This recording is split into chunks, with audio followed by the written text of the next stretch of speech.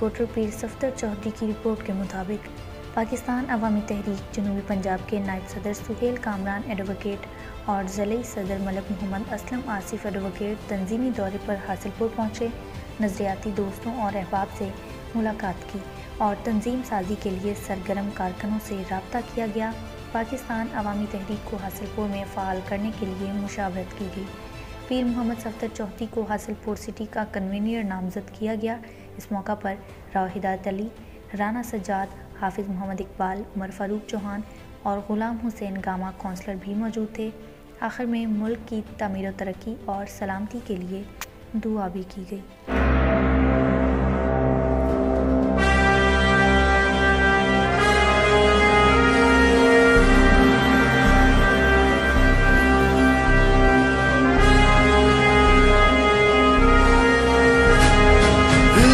जुनू जो रगों से बहा है, दिल आज़माया तो डरना लगा है। दिल का जुनू जो रगों से बहा है, दिल आज़माया तो डरना लगा है। नहीं खौफ कोई भी दुश्मन का हमको, नहीं मिलने देंगे यूं धरती से गम को, नहीं मिलने देंगे यूं धरती से गम को।